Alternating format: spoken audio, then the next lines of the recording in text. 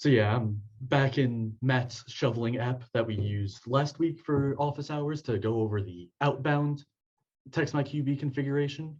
So we're going to continue to use this, but now we're going to add inbound to this as well. So pretty much inbound works a little bit differently than outbound, even just from a user point, because for you, you're not going to be doing anything to start these. It's going to be your clients or whoever. So for example, in this use case, I created a record here for myself. And pretty much the way that we had it set up last time is we'll come in here and we'll hit edit. And we'll select a message to be sent. I'll select message 1. So this, hello, James, I'm coming to shovel at your address. If I should not come, please let me know. That's getting pulled from here. And if I were to save this and then click this send text message, I will actually receive the text myself. So I'll do that for now, just so we have a message showing.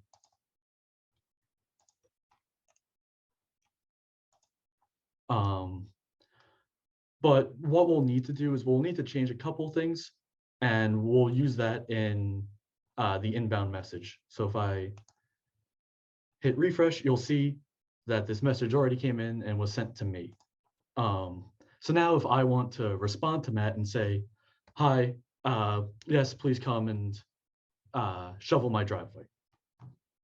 I'm going to want to create a new configuration, which I have here. And this is pretty much going to run with a lot of the similar fields that we used for the outbound configuration that Matt already created. But we'll just start by editing this right now. So I gave it a name. I named it the same thing as the outbound one. And for the app ID, for that, you're going to want to go just like we did before. Get it from the home page of your app, double click here, copy that, and you'll be able to paste that right into here. Then for processing details, last time we selected outbound for the text type. This time we're going to select inbound. And we're also going to set this to enabled for the status. But if you notice that once it changed to inbound, some of these tabs changed around. In particular, the outbound tab went away and this inbound one showed up now. And just so you know, the CDINE information is already in here. And now we'll be setting up how we want to receive those text messages that I would send back. So the first thing is to check this checkbox to insert into messages received. This just lets us know that, okay, you do want to actually receive those messages. So then what I'm going to do is the first thing that I need is, since I'm going to set this up to receive them in the text activities, I'm going to grab the DB ID from here. And this is the same table that was set up before for outbound that's storing these outbound messages. So we're going to be storing them in the same spot, but we'll have a way to differentiate which one is which. So now when I go here, I'll paste that DB ID in. And now we'll just want to store the from phone number, the message ID, and a unique message ID. We're going to use the same fields that were created before in this table.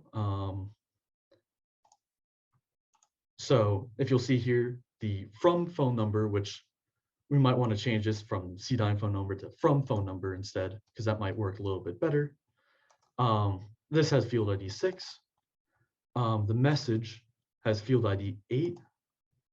And then the unique message ID was 12. So I'll put those into here. So that from phone number, that was 6. The message was 8. And if I remember correctly, that was 12. Let me just double check that. From phone number 6, 8, and then 12 for that unique message ID. And then the last one that we're gonna want to fill in for this use case is just this CDINE phone number field ID.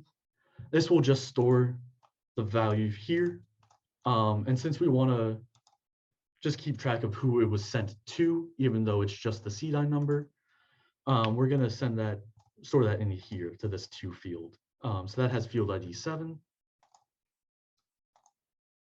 So I'll put that in here. And that's pretty much it for setting this up. The other thing that we're going to want to do with this is actually create a pipeline. Because right now what this is doing, if I were to respond right now, it would create a message into this text activities table, but it won't be related just yet. So we'll have to do a couple of things. The first thing actually is I did create this new field called inbound/outbound. And this will help us determine if a record is an outbound text activity or an inbound activity. And this is just a formula field. So if I go in here, you'll see it's currently blank. But what I'm going to do is I'm going to check if this field that's currently called the activity CDINE phone number field ID is equal to this actual CDINE number. So I'll save that. I'll just create this formula here. So now if, I'll actually copy this field name because that's a little bit easier.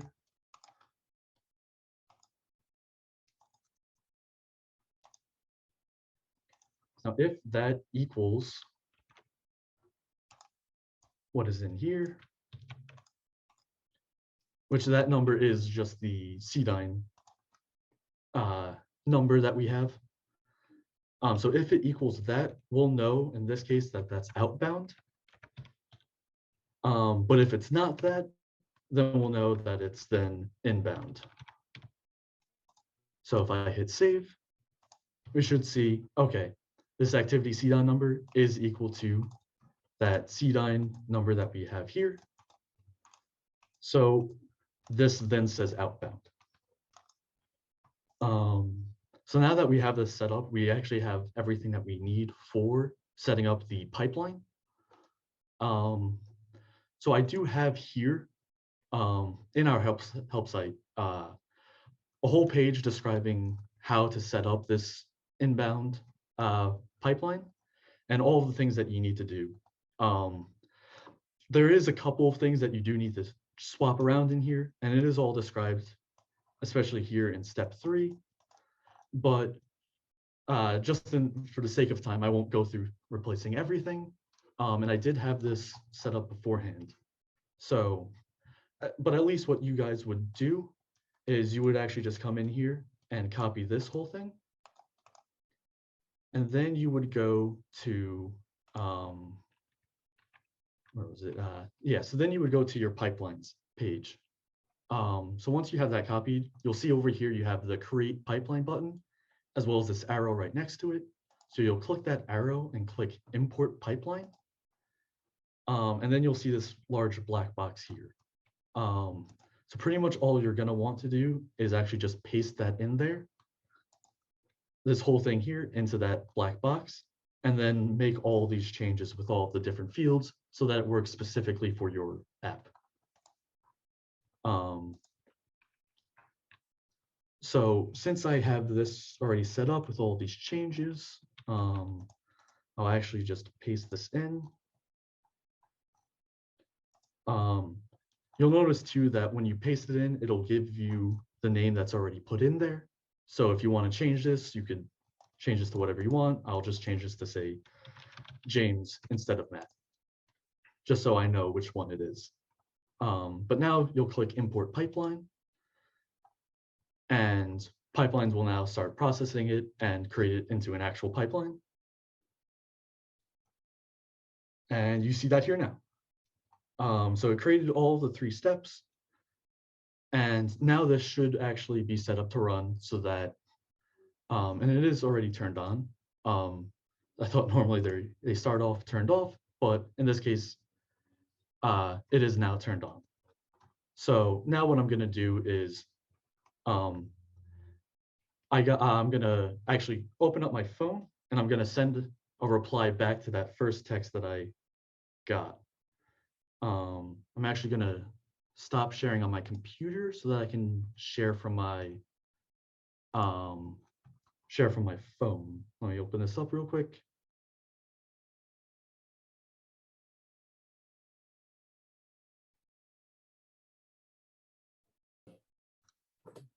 Okay, so now you should be able to see my phone, and you can see on here that I got that message. Hello, James, I'm coming to shovel at your house. He asked me the question, please let him know that I want him to come. So I will say, yes, please come to my house. So I'll send the reply, and eventually that text is going to show up into this text activities table. And then the pipeline is going to notice that, and it's going to create the relationship between that text activity and the record that we originally sent the text from. Let's see if it finished by now. It hasn't yet. But if you see here, the pipeline is saying that it started. So once this pipeline actually starts running and processes everything, we'll actually You're still showing your phone. That is correct. Sorry about that. I do have to admit, I'm quite impressed that you had the phone able to be shown. That was pretty cool.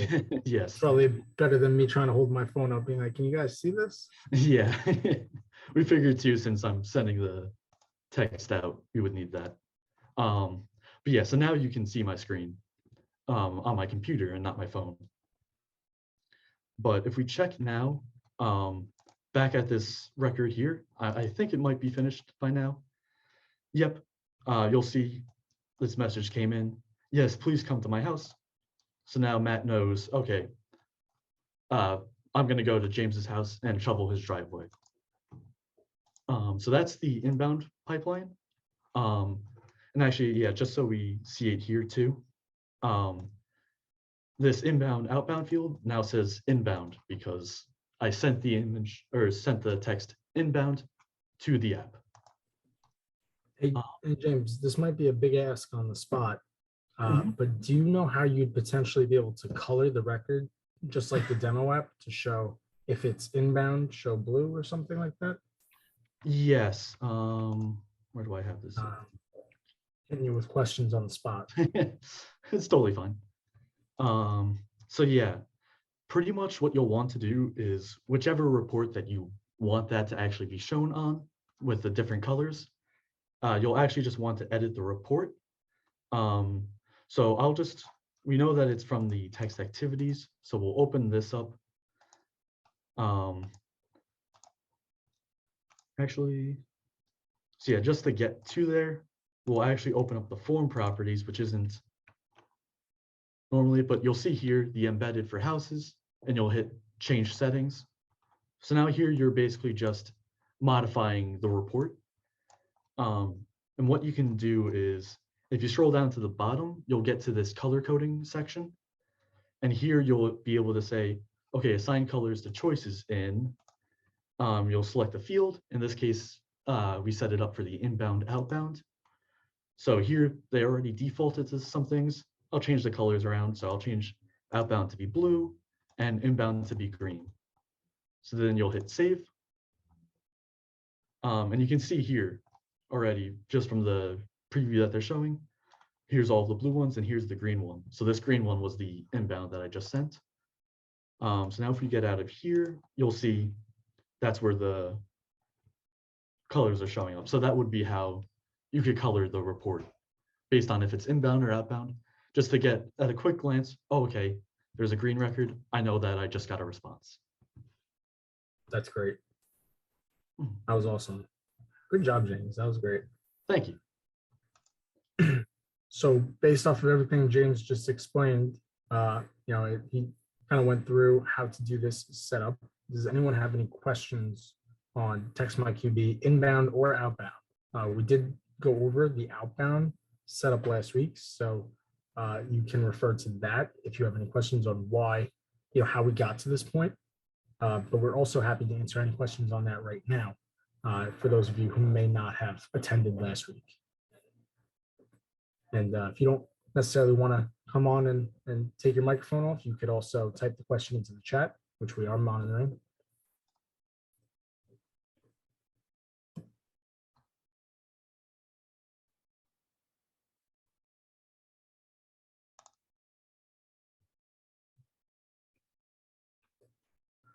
James, I think you did too good of a job explaining. I guess so. Hey, James, since we do have a little bit of extra time, if you wouldn't mind, could you potentially pull up that YAML again and just kind of explain where they would find some of that stuff? Yeah. The slug might be a little more self-explanatory. How did you guys test this with international numbers? Andrea, great question. Yeah, James? I think I could answer that. Right. So for the international numbers, I don't know if you currently have TextMyQB, but since we do this with CDINE, that's where we get the phone numbers from. You would actually just have to, when you create your account with CDINE, let them know that you would be texting to international phone numbers, and they'll give you one that will allow you to do that. So, and I guess actually also, where do I have this open?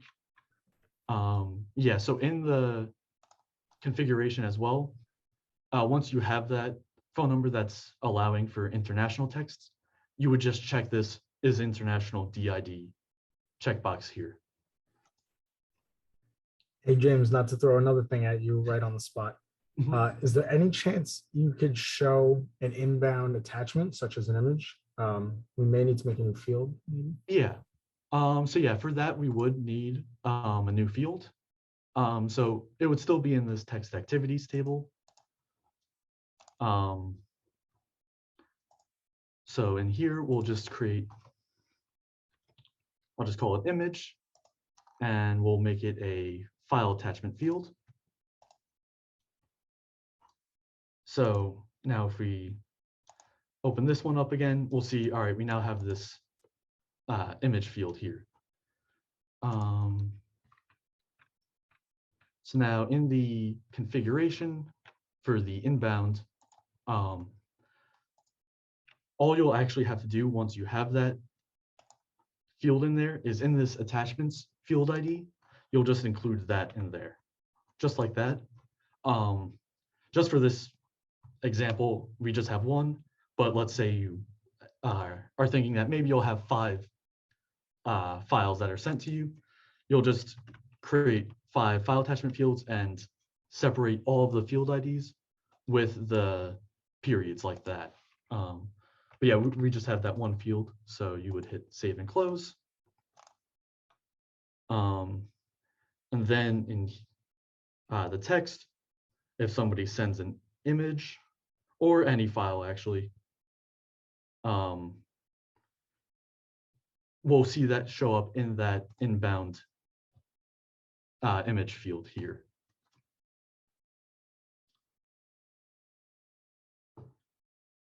Right, so I actually just sent a text with an image. I should have shared my phone screen. Sorry about that. But that should be showing up shortly. Yes, you see here, I just sent the word test. If you don't open this up here, you'll see, okay, there's a test image right here that I just sent from my phone. So if we go back to here, the pipeline doesn't look like it finished running just yet, but once it does, we'll actually see that here, and you can add that file attachment field to the report, and you'll be able to see it then that, okay, we received an image. James, you're making it look too easy. That was awesome. Thank you. So based off everything James just went over, again, I want to open it up. If anyone has any questions on TextMyQB inbound or outbound, we'd be happy to answer those. Also, if anyone has any questions about any of our add-ons, now would be the time, and you can definitely ask. If not, no worries.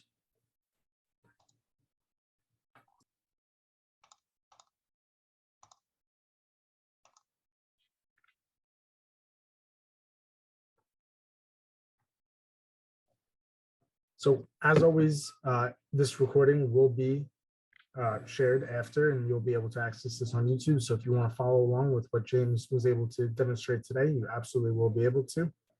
And just kind of last call for questions potentially.